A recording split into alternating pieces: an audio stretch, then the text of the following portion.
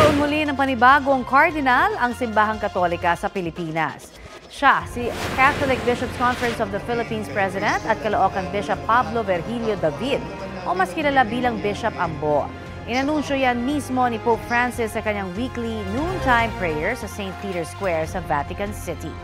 Isa si Bishop Ambo sa 21 obispo na nakatakdang i-install sa isang seremonya sa December 8, 2024. Siya na ang ika-10 obispo sa Pilipinas na ginawaran ng posisyon.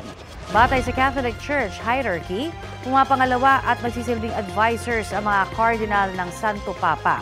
Ikinatuwa naman ng Catholic community at kaanak ni Bishop Ambo ang magandang balita tulad ni GMA veteran journalist Cara David na proud pamangkin sa kanyang tito. Kapuso, para sa mga maiinit na balita, mag-subscribe sa GMA Integrated News sa YouTube.